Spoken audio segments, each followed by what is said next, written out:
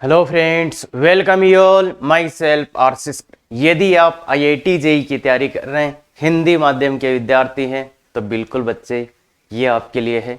तो ध्यान से देखिए, जो अपन ने दीर्घवर्त में पढ़ा था वैसा ही यहाँ पे चल रहा है। और अगर आपने ध्यान से दीर्घवर्त को देखा है तो ऐसा मान लो ये दीर्घवर्त और अति परवलय का रिवीजन चल रहा है।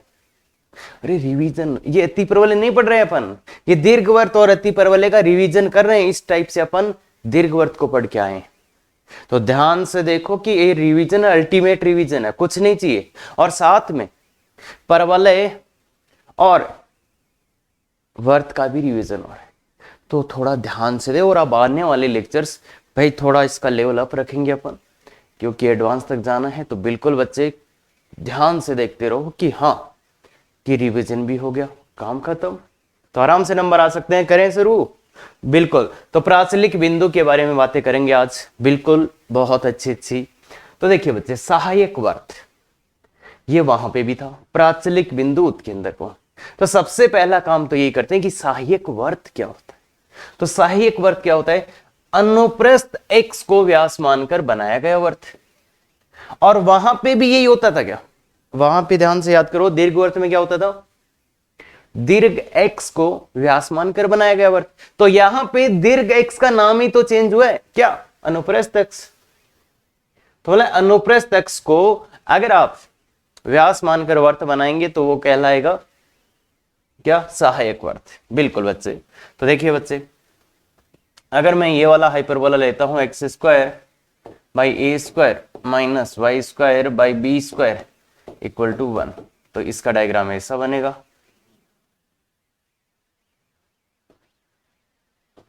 बोलो अब क्या है सहायक वर्त? क्या है? ये है दीर्घ एक्स, दीर्घ क्या? अनुप्रस्थ एक्स यही होता है a1 a,0 और ये है a2 माइनस a,0। तो ये सहायक वर्त होता है ऐसा। याद आया? अरे यही होगा ना। और इसका समीकरण क्या होगा? इसका केंद्र तो 0 0 है ही, और ये यहां से गुजरेगा तो x square plus y square equal to a square. त्रिज्या ये आ गई ना। तो ये इसका बच्चे क्या होता है? सहायक वर्त। और ये वैसा ही काम करता है जैसे परवलय में टीएवी होता था, उसके जैसे ही काम इसके होते हैं। वो पता चल भी गया होगा आपको, दीर्घवर्त देखा है तो। अब बात करते हैं बच्चे, तो सहायक वर्त तो कोई कहीं कंफ्यूजन आना ही नहीं चाहिए। अगर आपको ये परिभाषा याद है ना और वर्त अपने को आता है, तो बच्चे इसके बाद कोई एक नाम नहीं बोलना चाहिए आपके सामने कि सहायक वर्त क्या होता है, उसका क्या होता है, इसका क्या होता है। बिल्कुल कुछ नहीं सुनना, यह परिभाषा याद होना चाहिए, पहली बात। अब चलते हैं प्राचलिक बिंदु। अब इनको गौर से देखो बच्चे, बहुत गौर से देखो। एक्स बाई ए का होल स्क्वायर, इसको अच्छे से लिखें तो माइनस वाई बाई बी का होल स्क्वायर इक्वल टू 1। ऐसी कोई चीजें याद है क्या आपको? ऐसा कोई कुछ भी याद हो जो फेमस भी हो थोड़ा, और उनके स्क्वायर का डिफरेंस 1 हो? ऐसी कोई दो चीजें अगर आप बता सकते हो मुझे जिनके स्क्वायर का डिफरेंस 1 हो, तो या तो ट्रिग्नोमेट्री में मिलेगा या तो ऐसे कुछ मिलेगा। तो देखो देखिए, ध्यान से देखो। Very good very good. Sir ये क्या सेक थीटा और ये क्या tan theta? Sir sec theta और टेन थीटा के स्क्वायर का डिफरेंस कितना होता है? 1। तो इसको सेक थीटा बोल देते हैं, इसको टेन थीटा। तो एक्स बाई ए बराबर सेक थीटा और वाई बाई बी बराबर टेन थीटा। समझ में आया क्या? समझ में आया क्या? तो एक्स बराबर ए सेक थीटा और वाई बराबर बी। तो ये क्या आ गया बच्चे? प्राचलिक बिंदु जो वो क्या आ गया? एक्स का मान ए सेक थीटा और वाई का मान बी टेन थीटा। तो देखो प्राचलिक बिंदु ये लाते हैं। अब तुम बोलोगे सर यही है क्या इसका?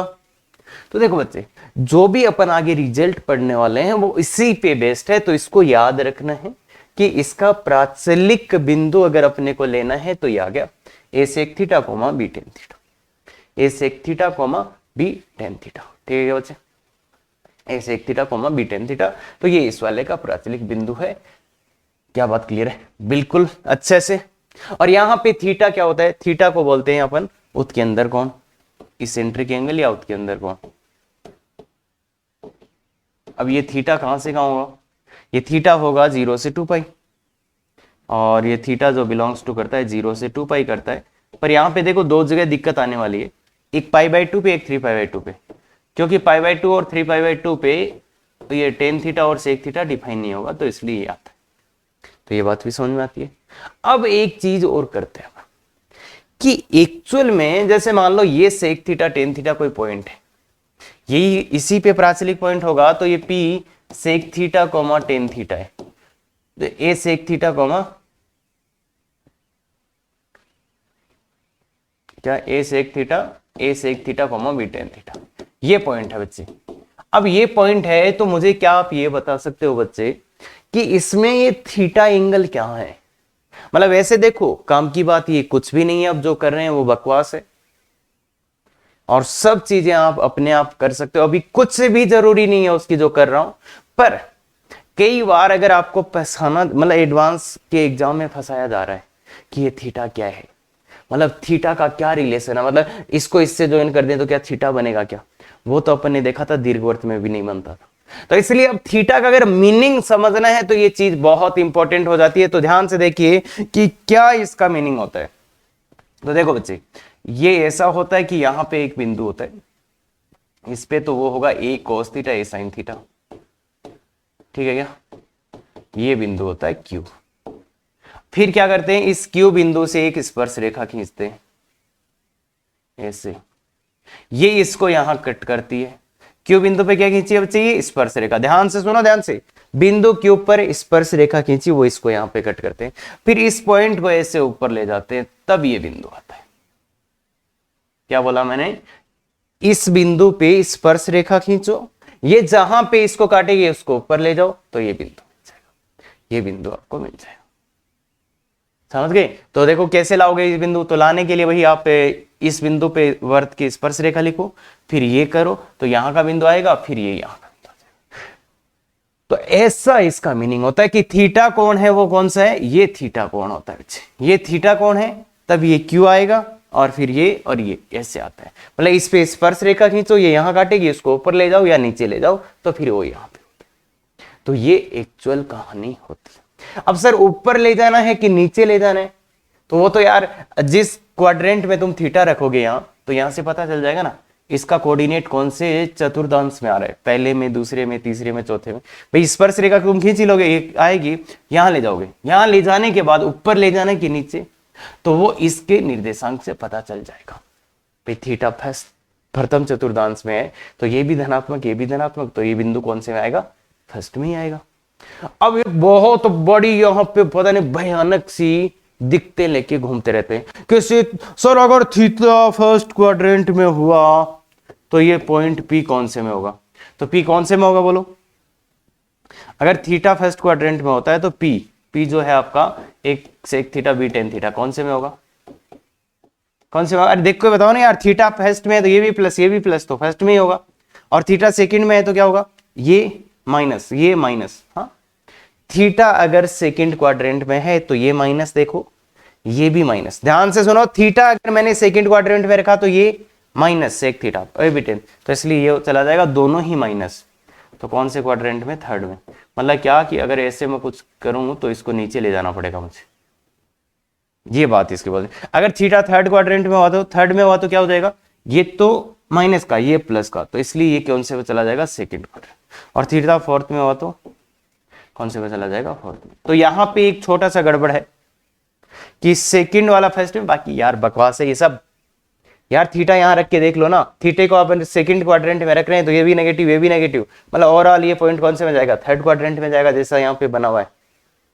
तो इसलिए कुछ कंफ्यूजन नहीं है, आप तो सीधा सीधा थीटा के वैल्यू रख के इसको चेक कर लेना कि कौन से क्वाड्रेंट में ये बिंदु जाएगा। अरे पता है ना, बिल्कुल वही करना बच्चे। क्या ये बात क्लियर है? अब यहां पे एक चीज होता है, मैंने पहले भी बताया था, ये जो क्यू बिंदु है और ये पी बिंदु है, इनको क्या बोलते हैं? संगत बिंदु। पी तथा क्यू संगत बिंदु होते हैं, संगत बिंदु। पी तथा क्यू संगत बिंदु है। इसका प्राचलिक देखो, पहला पॉइंट, दूसरा पॉइंट, और ये इसका उसके अंदर के ये थीटा होता है, ये याद रखना होता है। तो ये चीजें अपने को समझ में आना चाहिए बाकी ये प्राचलिक बिंदु दिख रहा है, देखते ही sec theta b tan theta होना चाहिए, ये होना चाहिए और ये खत्म। अनुप्रस्थ अक्ष इसका परिभाषा पता ही है। अब क्या ये बात क्लियर है? पक्का कोई भी दिक्कत यहां नहीं आनी चाहिए बच्चे, और कैसा भी डाउट है तो वैसे तो इसी लेक्चर में क्लियर हो जाएगा, बाकी फिर भी है तो बिल्कुल आप लाइव क्लास में पूछ सकते हैं। तो अच्छे से ध्यान देखें, कुछ दिक्कत नहीं आना चाहिए। क्लियर है? आगे चलते हैं। तो देखो पहला ही क्वेश्चन मैंने लिया है, जो आपको डाउट आ रहा है ना एग्जैक्ट वही क्वेश्चन। इस क्वेश्चन को तुम खुद से सॉल्व करो, इस क्वेश्चन को खुद से सॉल्व करो बच्चे, समझ में आ जाएगा सब कुछ। हाँ तो बोलो बच्चे, इस क्वेश्चन को 5x² - 9y² = माइनस का 45। अब 45 का डिवाइड करेंगे x² / 9 - y² / 5 = 1 माइनस का। तो इसका डायग्राम बनेगा ऐसे, इसका डायग्राम बनेगा ऐसे, ऐसे ही बनेगा ना। अरे ये तो संयुग्मी अतिपरवलय है, संयुग्मी वाला है, संयुग्मी है तो इसका डायग्राम ऐसे बनेगा, ऐसे बनेगा। तो फिर इसकी भैया ये जो x है ये क्या है? ये अनुप्रस्थ अक्ष है, ये अनुप्रस्थ अक्ष यही है, ये क्या बोलते हैं आपका ट्रांसवर्स एक्सिस यही है। तो ये जो सहायक वर्त बनेगा ये बनेगा। तो ये पॉइंट क्या होता है? ये पॉइंट बताओ, ये होता है 0, b। तो यहाँ पे 0, b का वैल्यू कितना है? √5। ध्यान से देखना √5, और ये है 0, -√।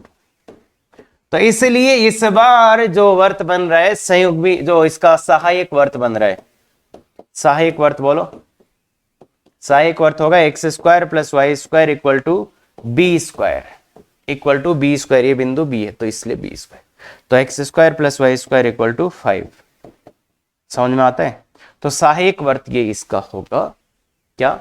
ये वाला। और दूसरा इंटरेस्टिंग बात बताऊं यहां पे आपको, यहां पे जो प्राचलिक बिंदु होगा ना बच्चे, यहां का प्राचलिक बिंदु लिख के दिखाओ। प्राचलिक बिंदु भी इसमें चेंज होता है, देखिए ध्यान से। प्राचलिक बिंदु क्या मैं a sec theta b tan theta लिख सकता हूं इसका? अरे भाई प्राचलिक बिंदु इस वाले का, इस वाले का प्राचलिक बिंदु क्या मैं a sec theta b tan theta लिख सकता हूं?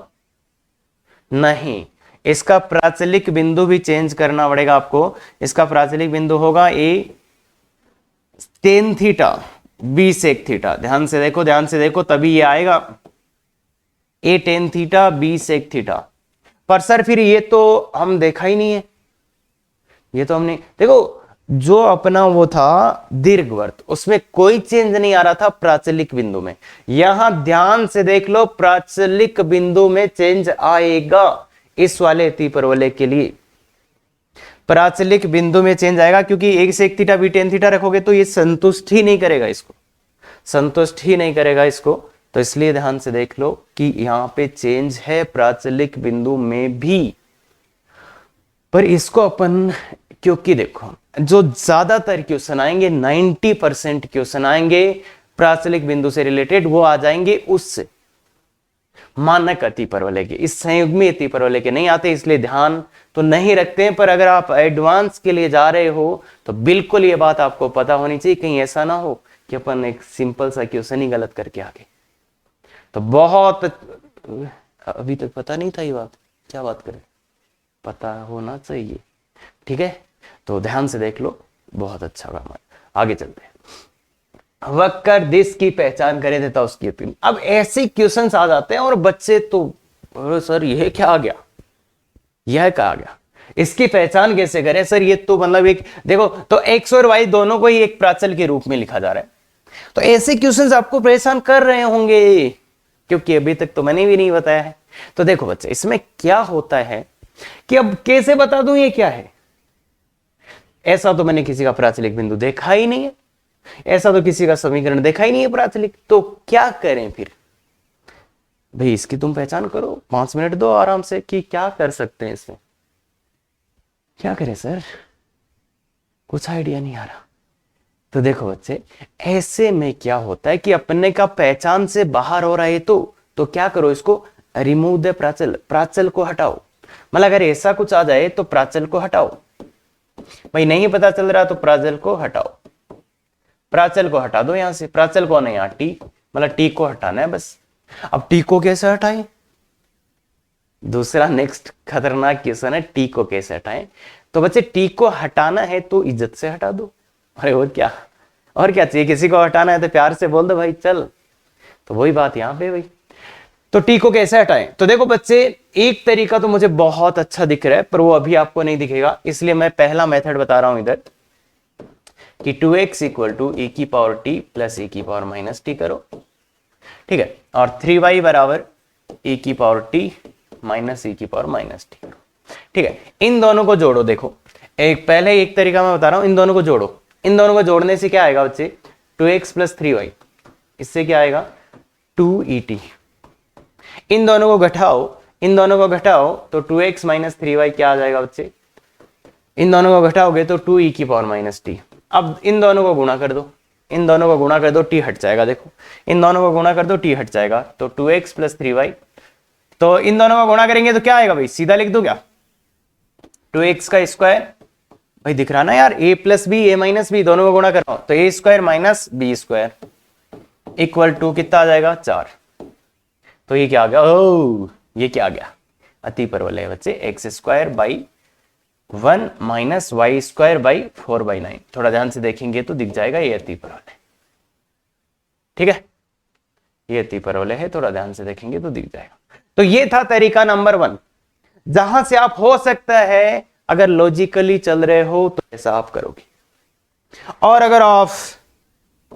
अगर आप खतरनाक तरीके से चल रहे हो तो आप सीधा सीधा क्या करोगे, सीधा सीधा क्या करोगे, इसको 1 बोल देता हूं, इसको 2, 1 स्क्वायर माइनस 2 स्क्वायर करोगे। अगर आप सीधा ही सीधा चलोगे तो आप ये करोगे, उसके लिए थोड़ा सा जिगरा चाहिए ना, 1 square minus 2 square, 1 square minus 2 square, तो 1 स्क्वायर 2x का होल स्क्वायर माइनस 3y का होल स्क्वायर। गौर से देख बच्चे, इसका और इसका वर्ग करके घटाएंगे, अगर इसका वर्ग करो माइनस इसका वर्ग करो और देखो कितना आ रहा है, गौर से देख, ओ सर इसका वर्ग कैसे करें, ऐसी बातें मत पूछना यार, तो 4 आएगा। गौर से देख, इसका वर्ग करके इसको घटाओ 4 आएगा, और ये बहुत गजब की कैलकुलेशन है, ये दिखना चाहिए था आपको, ये तरीका दिखना चाहिए था कि ये कैसे सोच लिया सर ने। देखो इसका स्क्वायर करूंगा तो आएगा e की पावर 2t प्लस e की पावर माइनस 2t और प्लस का 2, और यहां पे भी e की पावर 2t प्लस e की पावर माइनस 2t माइनस का 2, तो इसमें से इसको माइनस करूंगा तो t खत्म। हाँ सर ये नहीं समझे, ये नहीं बच्चे, थोड़ा सा ऊपर उठा अपने आप को, समझ जाएगा तो अच्छे से समझ जाएगा, मुझे पता है, और ऐसी प्रैक्टिस करो कि ऐसा ना करना पड़े। क्लियर है क्या, बाकी ये भी कर सकते हैं। तो अब अपनी मूल क्वेश्चन पे आते हैं, उसकी पहचान तो हो गई क्या, अति परवलय, अरे पहचान तो अति परवलय है। उत्केंद्रता बोल दो भाई, उत्केंद्रता का सीधा formula E equal to 1 plus b square by a square, 1 plus b square by a square, तो कितना आ रहा है 1 plus b square by a square, तो 4/9, तो 9 तो 13, 13 बटा रूट 13/3। क्लियर है क्या, तो ये आंसर आ जाएगा। तो ऐसा आप आराम से मेरे हिसाब से कर पाओगे, कोई आपको रोक नहीं सकता। ऐसे बहुत सी जगह क्वेश्चंस आते हैं ऐसे, पता है ना, एक अपन ने करा था, अगर याद हो ना आपको, मैंने एक बताया था, दो रेखाओं के प्रतिच्छेद बिंदु का बिंदु पथ निकालना, गजब का क्वेश्चन था, जाके देखो उधर, मजा आएगा। और यहां पे एक दो मेरे पास एग्जांपल भी है, जैसे देखो मान लो ये किसकी इक्वेशन है, अगर ये देख के बोल दे तो इसमें क्या काम करेगा बोलो, ये किसका समीकरण है, तो ये किसका समीकरण है, तो तुम्हें थीटा को हटाना है। अब थीटा को हटाने का एक तरीका तो है साइन थीटा का मान निकालो, कोस थीटा का मान, और फिर अबरक करके जोड़ दो। पर एक तरीका ऐसा भी है, क्या दिख गया क्या बच्चों, बोलो बच्चों क्या है, दोनों का वर्ग करके जोड़ दो, x square plus y square, दोनों का वर्ग करो, इसका स्क्वायर प्लस इसका स्क्वायर, होगा क्या उससे, a square cos square theta, a square sine square theta, तो बन जाएगा ए स्क्वायर, फिर इसका वर्ग होगा b square sine square theta, b square cos square theta, ये भी बन गया बी स्क्वायर, फिर यहां से आएगा 2ab cos theta sin theta, यहां से आएगा माइनस का 2ab cos theta sin theta, तो वो कट जाएगा, तो इसलिए ये आ जाएगा। देखो बच्चे, तो क्या करना, इसका और इसका वर्ग करके जोड़ दो। समझ में आया पक्का। तो अब तुम मुझे ये बताओ कि अगर कल को या आज को इसकी पहचान करनी हो तो कैसे करोगे? इसकी जल्दी से बताओ, जल्दी से बताओ, ये क्या है? अरे बताओ ना यार, सर करने तो दो, करो करो जल्दी से करो, देखे ये क्या है, कमेंट करके बताओ जल्दी से। और सबसे फास्ट करने का इसका क्या तरीका आप समझ में आना चाहिए। यस बच्चे, x square minus y square करते ही आपको मिल जाएगा 4, इसमें से इसका स्क्वायर माइनस करो, सेम यही लॉजिक है। तो थोड़ा सा अपने आप को ऊपर लाओ बच्चे, ऐसी चीजें आप सीधे भी कर सकते हो। तो ये बहुत इंपॉर्टेंट स्लाइड है, अगर अपने को नहीं चमक रहा तो चमकाओ इन चीजों को अब, ठीक है क्या? पक्का? चले आगे, बिल्कुल सर। आओ, अति परवलय के सापेक्ष बिंदु की स्थिति,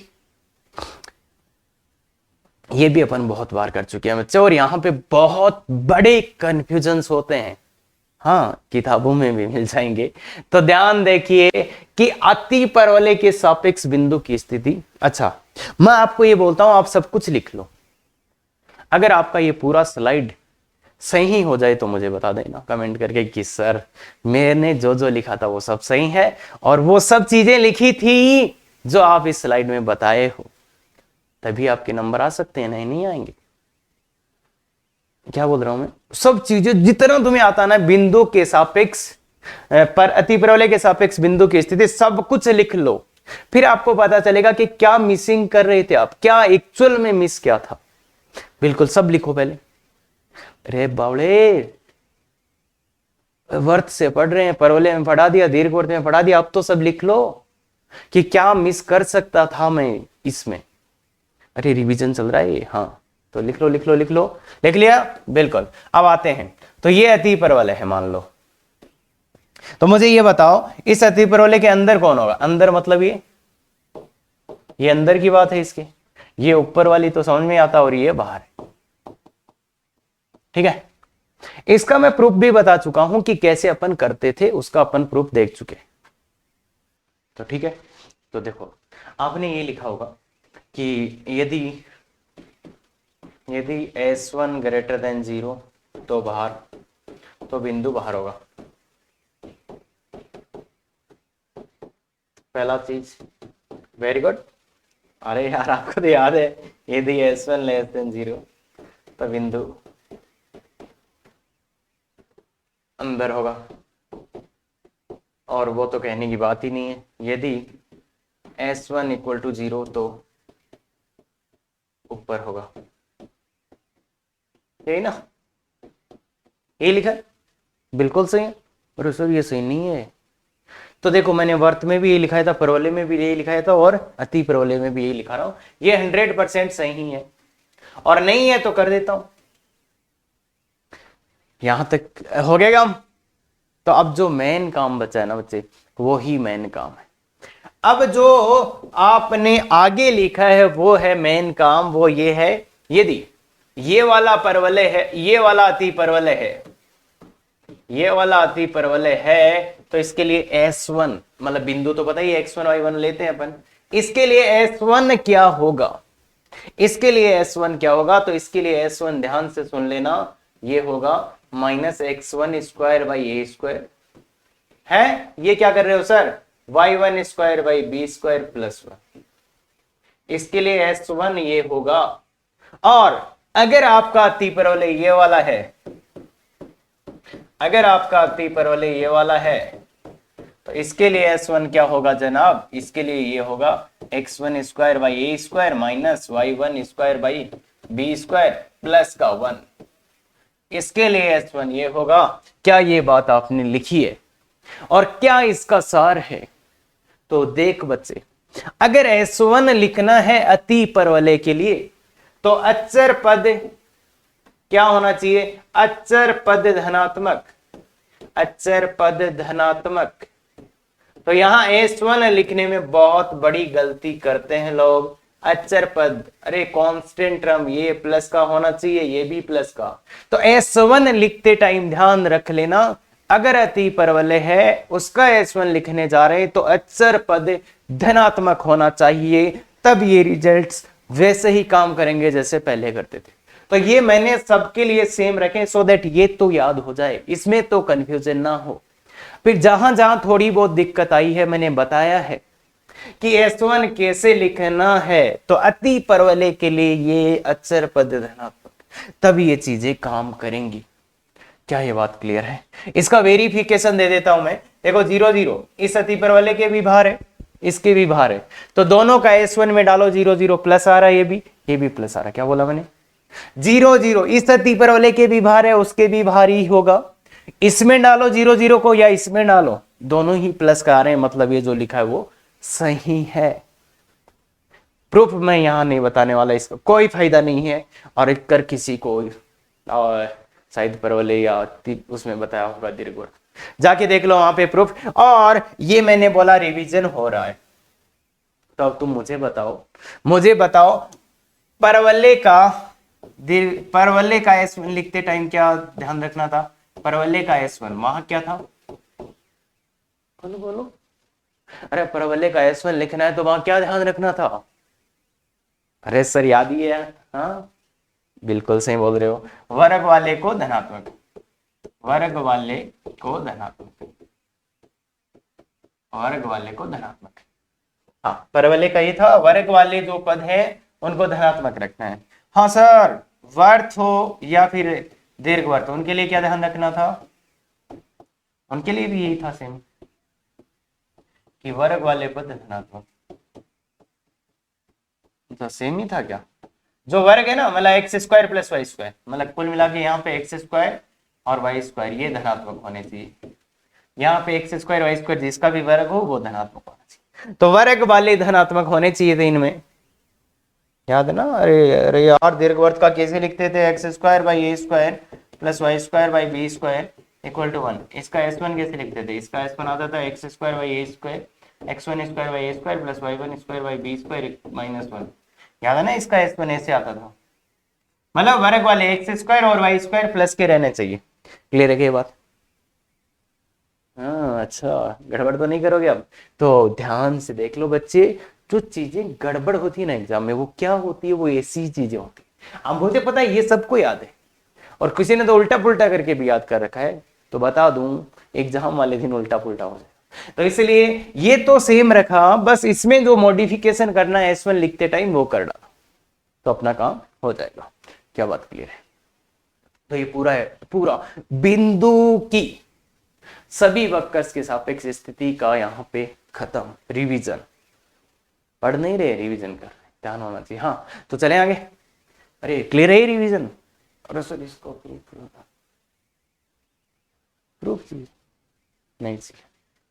हाँ यदि बिंदु अति परवलय के बाहर है तो लेम्डा के पूर्णांक मानों की संख्या है। भाई ये कहां से आ गया आज? तो पूर्णांक मानों की संख्या बताओ। यदि ये वाला बिंदु इसके बाहर है तो लेम्डा के पूर्णांक मानो, तो मतलब क्या करोगे? S1 कैसे लिखो? बाहर है, बाहर मतलब S1 ग्रेटर देन 0 सबसे पहले।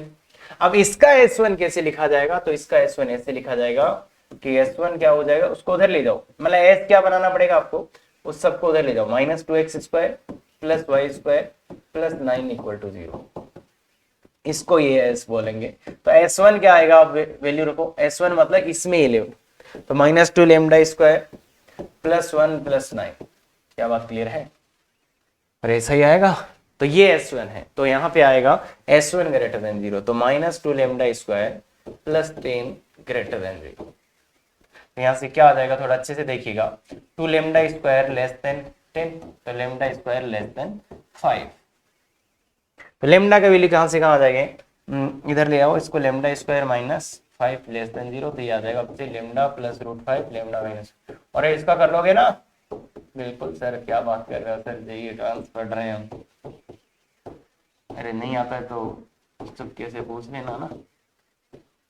तो यहां से यहाँ तो लेमडा का मान क्या आ गया? लेमडा बिलोंग्स टू -√5 से √5। तो एग्जैक्ट आंसर तो ये है। अब इसने पूछा है भाई लेमडा के पूर्णांक मानों की संख्या, तो ये इसका मान होता है कुछ माइनस का 2 पॉइंट समथिंग समथिंग, इसका मान 2 पॉइंट समथिंग समथिंग। तो लेमडा के पूर्णांक मान क्या आ जाएंगे? -2, -1, 0, 1 और 2। तो लेमडा के कितने पूर्णांक मान आ गए? आंसर कितना हो जाएगा? आंसर कितना हो जाएगा? आंसर हो जाएगा 5। क्लियर है क्या बच्चे? तो ध्यान दे, इसका आंसर यही है, थोड़ा अच्छे से देखिए आप। क्लियर है बच्चे? तो जो बात मैंने बोली थी कि भाई ये प्लस का होना चाहिए, एस लिखते टाइम ये प्लस का होना चाहिए, मतलब S1 मतलब ये प्लस का, और S1 क्या होता है वो बिंदु इसमें डालना होता है, दैट्स ऑल। क्या बात क्लियर है? पक्का? बिल्कुल बढ़िया। आगे तो रेखा और अति परवलय, यार ये तो इतनी बार बता दिया, मतलब अब तो आग लगा देनी चाहिए आप लोगों को। रेखा और अति परवलय, रेखा, अच्छा अति परवलय, अच्छा उनका भी कुछ है क्या? तो चलो बच्चों देखते हैं। ये ऐसा बाहर वाली, ये कट करने वाली ऐसे बना देते हैं आज, और एक तो समझ में आता होगा, ये बाहर वाली, ये क्या घर वाली, ये क्या पड़ोस वाली। हाँ ऐसा ही, ये स्पर्श रेखा, रे सही नाम बोलो रे बच्चों। और ये प्रतिच्छेदी है ना, क्लियर है? तो ये सर ये प्रतिच्छेद करने वाले ऐसे भी जा सकती है, जा ही सकती है यार, उसको कौन रोक सकता है? तो कोई दिक्कत नहीं है, ऐसे भी प्रतिच्छेद। अब क्या होता है इनमें एक्चुअली, क्या होता है मुझे तुम बता दो। कोई रिजल्ट याद? बकवास है, कुछ नहीं याद रखना है, नहीं तो अति विरोले इधर से उधर करते ही आपकी नैया डूब जाएगी। अरे किस किस के लिए याद करोगे? संयोगी, उसके, इसके, उसके, किसके? कुछ नहीं याद करना है यहाँ पे, ध्यान दें, एक लाइन याद रखनी है कि अति परवलय, अति परवलय तथा, मतलब ये सबके लिए जो लिख रहा हूं यहाँ पे, दीर्घवर्त, परवलय, अति परवलय, वर्त सब हो जाएगा। अति परवलय तथा रेखा से x या y, x में या y में द्विघात समीकरण प्राप्त करें, या तो x में बना लो या तो y में बना लो, द्विघात समीकरण प्राप्त करें। ठीक है, यदि प्राप्त द्विघात समीकरण का, यदि प्राप्त द्विघात समीकरण का D पॉजिटिव है, D धनात्मक है, मतलब उसे द्विघात समीकरण के कितने वास्तविक मोल आ रहे हैं? 2 वास्तविक मोल। तो 2 वास्तविक मोल मतलब अगर आप रेखा और अति परवलय से एक द्विघात समीकरण प्राप्त करोगे तो उसके जो मूल होंगे वो क्या होंगे? उस रेखा और उस अति परवलय के प्रतिच्छेद बिंदु। बिल्कुल। तो D ग्रेटर देन 0 मतलब इस रेखा के लिए होगा क्या कि वो दोनों के दोनों ही मूल कैसे आ रहे हैं? वास्तविक। मतलब रेखा और अति परवलय के प्रतिच्छेद बिंदु दो, D ग्रेटर देन 0 मतलब 2 भिन्न भिन्न और वास्तविक प्रतिच्छेद बिंदु आ रहे हैं तो ये होगा। और अगर D 0 हो जाए तो ये, अरे भाई दोनों मूल ही समान हो गए। देखो इसका ये लिमिटिंग केस ही होता है बच्चे। अरे इसको जब ऐसे करोगे तो ये स्पर्श रेखा कब बनेगी? जब ये दोनों बिंदु एक जगह जाएंगे। तो D 0 का मतलब है स्पर्श रेखा, इसका मतलब है स्पर्श रेखा। और इसके लिए अरे अरे वो तो देखो वास्तव में ये रेखा इस अति परवलय को काट ही नहीं रही, मतलब वास्तविक प्रतिच्छेद बिंदु नहीं आ सकते। तो D लेस देन 0 इसका मतलब ये क्या से बाहर वाली के लिए, ये किसके लिए? प्रतिच्छेदी रेखा के लिए। क्लियर है क्या बात? क्या बात क्लियर है क्या? तो बच्चे चाहे, और ये जो थ्योरी बताई है ना मैंने, ये किसके लिए लागू है? कोई भी दो घात का, कोई भी दो घात वाला वक्र हो जिसका समीकरण ऐसा दिखे, x square plus b y square plus 2hxy plus 2gx plus 2fy plus c equal to 0, अगर ऐसा है समीकरण और ये रेखा है तो इन सब के लिए ये वैलिड है। रेखा चाहे कोई सी भी हो, और द्विघात वक्र कोई सा, क्यूब युब वो नहीं आने चाहिए बच्चे, ध्यान से सुन लो, उनके लिए अलग होता है। क्यूब युब नहीं आना चाहिए यहाँ पे, केवल अपन द्विघात वक्रों की बात कर रहे हैं, वर्त, परवलय, दीर्घवर्त, अति परवलय और आयताकार अति परवलय। ठीक है क्या? तो ऐसे ही कोई समीकरण हो तो उन वक्रों के लिए ये थ्योरी वैलिड है। और मैं बता दूं आपकी जानकारी के लिए, अगर आप कर दो कि एक परवलय को और एक दीर्घवर्त को सॉल्व कर लोगे तो ऐसी थ्योरियां वहां वैलिड नहीं होती है, ध्यान रखना है बात। क्या बोला? परवलय और अति परवलय को सॉल्व कर लोगे तो वहां ऐसी कुछ वैलिड नहीं होता है डीवी। ये केवल और केवल इनके लिए वैलिड है क्योंकि यहाँ पे एक प्योर द्विघात समीकरण बनती है, इसलिए। क्या बात करें? तो बहुत अच्छे से देख लो, अरे यार इतनी बार बताया हूं, इतनी बार क्वेश्चन सॉल्व कराया हूं, अभी तो ये तो पता ही हो गया होगा। बिल्कुल सर। हाँ, स्पर्श करने का प्रतिबंध सबसे पहली बात किस दिन यूज होता है ये? सर अगर ऐसा बोल दे कि एक रेखा है और वक्र को स्पर्श कर रही है, सर एक रेखा है, इस वक्र की स्पर्श रेखा है, उस दिन इसका यूज करते हैं। किस दिन यूज करते हैं? ये बोल दे कि रेखा वक्र को स्पर्श करती है, ऐसा बोल दे, या फिर ऐसा बोल दे रेखा वक्र की स्पर्श रेखा है। तो इन दोनों ही सिचुएशन में इसका स्पर्श करने का प्रतिबंध लगा देते हैं। अच्छा, और ये याद कहां करते हैं अपन? ये अपन याद करते हैं स्पर्श रेखा का प्रतिबंध याद कहां करते हैं बच्चे? वहां याद करते हैं जहां पे अपन स्पर्श रेखा का समीकरण याद करते हैं। इसको याद करने की सही जगह क्या है, या कहां से याद रहता है? ये स्पर्श रेखा के समीकरण से याद रहता है। ये याद कैसे रहता है? स्पर्श रेखा के समीकरण से। मतलब ये याद रखने का उसका सही तरीका है। अगर स्पर्श रेखा का समीकरण याद कर रखा है, जैसे मान लो ये, अब गौर से देखना, x square by a square plus y square by b square equal to 1, ये दीर्घवृत्त है। इसकी स्पर्श रेखा बोलो, y बराबर एम एक्स, अरे यही काम आने वाली है बावड़े, a square m square plus b square, यही होती है क्या? ये आपको याद होगी मेरे हिसाब से। दीर्घवृत्त के लिए याद है क्या आपको? अरे ये दीर्घवृत्त है, अरे बावड़े देखो, ये दीर्घवृत्त का समीकरण है, क्या ये बात क्लियर है ना अपने को? तो ये दीर्घवृत्त है और इसकी स्पर्श रेखा ये होती है। तो यहां से ये तो याद रखते, यहां से देखो स्पर्श करने का प्रतिबंध कैसे आता है? स्पर्श करने का प्रतिबंध,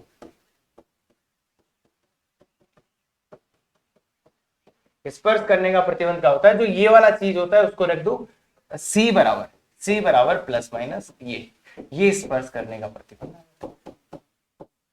तो ये स्पर्श रेखा से आता है। जो स्पर्श रेखा का y बराबर mx के बाद जो भाग बच जाता है उसको C बोल दें, तो ये स्पर्श करने का प्रतिबंध है, ये स्पर्श करने का प्रतिबंध है। तो इसलिए ध्यान दे, थोड़ा सा ध्यान से देखिएगा। स्पर्श करने का प्रतिबंध लाना है या याद करना है तो वो कहां से करते हैं अपन? जब स्पर्श रेखा का समीकरण अपने को याद होता है तो उसके जो ये C वाले पार्ट को यहां C लिख के C बराबर ये लिख देते हैं, तो ये स्पर्श करने का प्रतिबंध होता है और इसको लगाते हैं।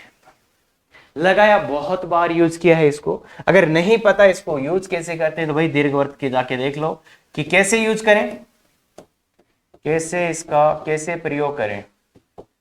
तो ये दीर्घवृत्त में मैंने क्वेश्चन कराए हैं, दीर्घवृत्त परवलय वहां पे आज मैं रिवीजन करा रहा हूं। तो मतलब ये चीजें याद नहीं करते अपन अलग से, ये याद हो जाती है। और इसका याद कब आती है? ऐसी कोई लाइनें लिखी हुई हो तो याद आनी चाहिए। अरे अच्छा, स्पर्श करने का प्रतिबंध लगा देते हैं, तो ध्यान दें, ये बात बहुत गजब की बात है। अब आते हैं सर, देखो सर मैं तो आपको आज बहुत बड़ी बात बता देता हूं कि इसकी स्पर्श रेखा ये है, तो मुझे ये बताओ कि इसकी स्पर्श रेखा क्या होगी? अरे आज होगा घमासान, इसकी स्पर्श रेखा क्या होगी? इसकी स्पर्श रेखा क्या होगी? तो इसको थोड़ा अच्छे से लिखो, x square by a square plus y square by minus b square equal to 1। तो इसकी स्पर्श रेखा होगी, देखो बच्चे, इसमें जहां बी स्क्वायर है वहां इसमें माइनस बी स्क्वायर है, तो इसमें बी स्क्वायर की जगह माइनस बी स्क्वायर रख दो, कुछ लाने वाने की जरूरत नहीं है। y बराबर m x plus minus under root a square m square minus, ठीक है। अरे देखो, इसको इस रूप में लिख दो, अपने आप आ जाएगी। सर इसकी क्या होगी? सर इसकी भी ऐसे ही कर देंगे ना। इसकी स्पर्श रेखा लिख के बताओ, खुद ही लिख के बताओ। देखिए, अरे खुद स्पर्श रेखा लिखो इसकी, जल्दी से लिखो। अरे वीडियो बंद करके लिख बावड़े। एक्स स्क्वायर बाई माइनस का a square plus y square by b square equal to 1। इसको भी इस रूप में जब ले जाओगे आप, इसको भी जब इस रूप में ले जाओगे तब समझ में आएगा कि इसकी स्पर्श रेखा कुछ अलग होती है। y बराबर एम एक्स प्लस माइनस, यहाँ पे ए स्क्वायर की जगह माइनस ए स्क्वायर है, इसमें, तो इसलिए minus a square m square plus, ठीक है क्या? अरे समझ गए? बिल्कुल सर, बिल्कुल सर। तो आज तो मैं आपको एक और चीज बता देता हूं, कुछ लोग वर्त की स्पर्श रेखा भूल जाते हैं यार, यहां तक आते आते यही वर्त था क्या? तो इसको भी इस रूप में बदल देते हैं आज कि इसकी भी याद हो ही जाए। मतलब इसमें क्या हो गया, इस वाले में क्या हो गया, बी स्क्वायर और ए स्क्वायर दोनों ए स्क्वायर रख देना है, तो y बराबर m x plus minus a square m square plus A square. तो ये ए बाहर आ जाता है, ये बाहर चला आता है, इसको अंदर जाके नहीं पड़ती। यही थी क्या बोला वर्त की स्पर्श रेखा। तो देख बच्चे, अगर आपको स्पर्श रेखा से परेशानी थी, वर्त, दीर्घवर्त और अति परवलय की, तो सबकी एक साथ आ जाएंगी अगर आप दीर्घवर्त की। और मैंने ये भी बोल रखा है कि 90% काम क्या अपने आप ही हो जाएगा। कैसे? अरे अगर ये याद है तो इसे 90% क्वेश्चन और इन सब के हो गए तो खत्म। तो इसलिए ध्यान से देख लो बच्चे, बहुत ज्यादा ध्यान से देखने की जरूरत है कि इसकी याद है तो इन तीनों की अपने आप याद होगी। और आज हो सकता है पहली बार देख रहे हो तो थोड़ा सा टाइम लिया है, बाकी समझ में आता है। अगर ये वाले की लिखनी है तो इसमें बी स्क्वायर की जगह माइनस, इसकी लिखनी है तो ए स्क्वायर की जगह माइनस ए स्क्वायर, खत्म। इसकी लिखनी है तो खत्म। और स्पर्श करने के प्रतिबंध की बात रहेगी तो बच्चे इसमें प्रतिबंध ये है, इसमें प्रतिबंध ये है। स्पर्श करने का प्रतिबंध इस वाले पहले वाले का क्या है, c बराबर plus minus a square m square minus b square. अरे यहीं से लिखते हैं ना यार, और इसका c plus minus minus a square m square. बाकी स्पर्श रेखा की इंटरेस्टिंग बातें यहां नहीं बताऊंगा, आगे बताऊंगा। यहां मैंने आपको यह बताने की कोशिश की है कि एक्चुअल में अगर कुछ अपने को याद करना है तो वो कैसे करते हैं। कुछ लोग इस प्रतिबंध को रटते रहते हैं, फिर वो स्पर्श रेखा वाले टाइम रोते रहते। तो यार स्पर्श रेखा रटो ना, स्पर्श रेखा का समीकरण रटो, सो दैट, क्योंकि स्पर्श रेखा ज्यादा बार काम आएगी, प्रतिबंध तो बहुत कम ही काम आता है, तो प्रतिबंध वहां से ले आएंगे। तो इसलिए ये चीज रटने की है। ओए याद नहीं है रे, अभी भी याद नहीं है, तो इसलिए आपने सर को सुना ही नहीं है। तो 100% नहीं 1000% याद होना चाहिए। और आज के बाद अगर आप ये समीकरण भूल जाते हो ना, तो भैया आपको मैं बता दूं, आप कुछ तैयारी नहीं कर रहे, किसी की तैयारी नहीं कर रहे आप, जेई मेन से नहीं, आप बोर्ड्स की भी नहीं कर रहे। अगर ये समीकरण इसके बाद आप भूल गए ना, तो आप किसी की तैयारी नहीं कर रहे।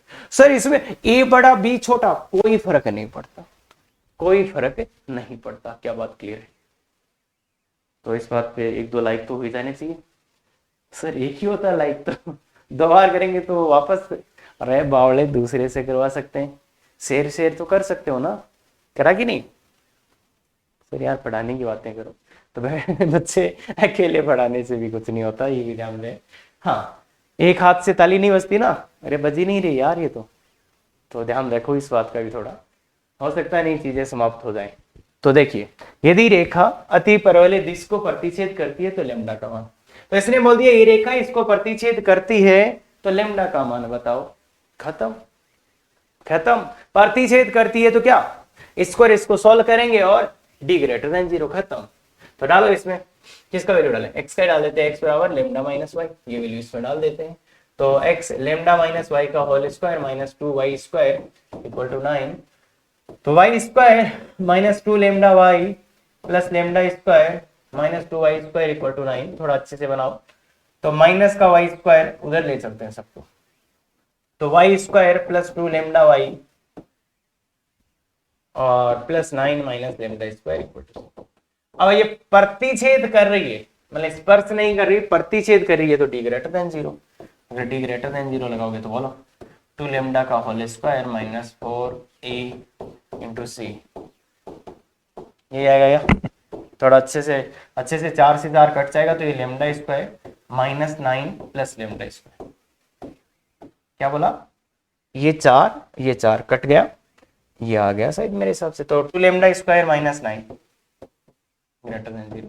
तो इसको सोल्व कर लेते हैं, lambda square minus 9/2 greater than 0, तो ये होता है लेम्डा माइनस 3/√2 और लेम्डा प्लस 3/2√2। और आता ना, ये बिल्कुल आता है सर। तो -√3/2 और प्लस √3/2 प्लस माइनस प्लस, तो आंसर ये। तो लेमडा बिलोंग्स टू -∞ से -√3/2, ये यूनियन √3/2 से इन्फिनिटी। तो अगर ऐसे वैल्यूज होंगे तो ये इसको प्रतिच्छेद करेगा। अगर और स्पर्श कब करेगा, जब लेमडा का वैल्यू -√3/2 या +√3/2। तो स्पर्श करने वाला भी निकालना हो तो उसका स्पर्श करने का प्रतिबंध का यूज कर लेना स्पर्श करने के लिए। तो लेमडा बराबर ±√3/2 आएगा। और इसके लिए क्या यूज कर लेना बच्चे, इसके लिए क्या यूज कर लेना, स्पर्श करने का प्रतिबंध। और निकाल के देखना, ये आना चाहिए, नहीं आ रहा तो बिल्कुल आना चाहिए। क्लियर है? चलो तो आगे चलते हैं। हाँ, ये वाला क्वेश्चन देखिए बच्चे, एक शानदार क्वेश्चन है, प्रैक्टिकल क्वेश्चन है। खुद से करने की कोशिश करो, पूरी दिन रात एक करके भी करने की कोशिश करो। तो इसने बोला है, जो भी बोला है फिजिक्स भी लगेगा, थोड़ा सा ध्यान रहे हैं। एक गोली चला रहे हैं इससे, है ना, गोली चला रहे हैं इससे, किस पे, एक निश्चित बिंदु से, निश्चित बिंदु है, इससे गोली चलाई एक यहाँ पे लक्ष्य पे, और लक्ष्य थोड़ा ऊपर होना चाहिए, इस लक्ष्य पे, यहां से इसने गोली चलाई इस पे, ये लक्ष्य है तुम्हारा, यहां से तुम गोली चला रहे हो भाई, ठीक है। क्या होता है यदि एक व्यक्ति को गोली के दागने की आवाज, जब अपन गोली छोड़ते हैं तब एक आवाज आएगी यहां से, और जब वो लक्ष्य पे जाके टकराएगी तब भी एक भयानक सी आवाज आती है। अरे पता है कि नहीं है बात, पता है सर। जब गोली छोड़ते हो तो एक आवाज आएगी, एक यहां पे भी आवाज आएगी। तो एक ऐसा आदमी है जिसको ये दोनों आवाज एक साथ ही सुनाई दे रही, उसको कंफ्यूजन हो गया, यार अभी गोली छूटी अभी लग गई। तो क्या हो सकता है, ऐसा कब हो सकता है, तो गोली के छूटने की आवाज और लगने की आवाज एक साथ सुनाई दे रही है किसी आदमी को। तो इसका क्या मतलब है कि यहां से यहां तक जब ये आवाज पहुंचती है T1 समय में, यहां से लेके यहां तक, इस आदमी तक गोली के छूटने की आवाज। अब गोली, ये तो आवाज है, तो इसका वेग भी कुछ होगा। अरे यार, साउंड का वेलोसिटी ऑफ साउंड, यहां से ये साउंड यहां तक ट्रेवल करती है, मान लेते हैं ये दूरी d1 है। तो ये दूरी माना है, ये टाइम माना है, ये इसकी साउंड की वेव है। अब यहां से यहां तक जाएगी तो ये गोली को भी तो टाइम लगेगा ना। तो ये मान लेते हैं कुछ d डिस्टेंस है, ये निश्चित है, ये d जो है ये निश्चित है बच्चे। क्यों निश्चित है, अरे यार बुझाने दिया, ये d है, ये तो फिक्स है, क्यों फिक्स है, अरे ये तो पूरी बीच में, ये फिक्स है। और इसमें मान लेते हैं T2 टाइम लगता है, और इसमें कौन जा रही, गोली जा रही, तो ये वेलोसिटी ऑफ, गोली को क्या लिख दें, गोली लिख दें, चलो गोली लिख दिया बच्चे। हाँ, तो अब क्या ये यहां लगते ही इसको आवाज सुन जाएगी, नहीं, ये आवाज यहां से यहां तक जाएगी। तो इसको यहां से यहां तक मान लेते हैं d2 दूरी है, T2 इसको टाइम लगता है, और वेलोसिटी ऑफ साउंड से ही जाएगी। ये भी आवाज है तो वेलोसिटी ऑफ साउंड से ही जाएगी यहां तक। तो इसको ये आवाज और ये आवाज एक साथ सुनाई दे रही है। इसका मतलब क्या है, इसको T3, इसका मतलब क्या है कि T1 इक्वल टू होना चाहिए जो यहां से यहां टाइम लगा प्लस यहां, मतलब ये टाइम और ये पूरा टाइम सेम होना चाहिए। तो T1 equal to T2 plus T3। अब टाइम निकालना आता है कि अगर मैं दूरी दे दूं, वेलोसिटी दे दूं, टाइम बताओ T1 क्या होगा, अरे दूरी बराबर 4 गुना समय, ऐसा ही होता था क्या, तो बताओ समय क्या हो जाएगा, समय ये आ जाएगा d1 इक्वल टू चाल vs इंटू T1। तो T1 का वैल्यू क्या आ जाएगा, T1 बाई vs। तो ये तो जानते हैं ना, समय बराबर चाल, जरा रे, d1 बाई vs हो गया, ये क्या हो जाएगा d बाई v गोली, प्लस ये क्या हो जाएगा d2 बाई vs। अब vs वालों को इधर कर लेते हैं, तो क्या आ जाएगा 1 by vs common, d1 minus d2 equal to d by vg, गोली वाला d1 minus d2, d1 minus d2 बराबर dvs बाई vg। ये अक्षर है भाई, गोली की ये दूरी भी फिक्स थी, vg भी फिक्स है, vs भी फिक्स है, तो ये अक्षर है। तो क्या आ गया बच्चे, देखो इस आदमी की यहां से दूरी और इस आदमी की यहां से दूरी का अंतर, ये d1 है, इसका और इसका अंतर क्या आ गया, अक्षर, इसका और इसका अंतर अक्षर आ गया। तो इसका मतलब क्या है, ये अति परवलय, मतलब इस बिंदु की यहां से दूरी, इस निश्चित बिंदु से दूरी और इस निश्चित बिंदु से दूरी का अंतर अचर है, तो इसका आंसर क्या आएगा बच्चे? अति परवलय। थोड़ा ध्यान से देखना पड़ेगा तब समझ में आएगा। क्लियर है? थोड़ा फिजिक्स भी आना चाहिए, इतना सा। क्लियर है बच्चे बात? तो कर सकते हैं। अगर ये लेक्चर आपको पसंद आया, बिल्कुल शेयर, सब्सक्राइब, लाइक करें, तो ऐसी कोई गलतियां ना करें ऐसी चीजों में। और अगर आपको कुछ डाउट्स हो तो मंडे को 8:15 बजे लाइव क्लास होती है, जो गूगल कोड आपको दिया गया है इस वीडियो के डिस्क्रिप्शन में, उसको यूज करके आप ज्वाइन कर सकते हैं। Thank you very much. Effective तैयारी करो।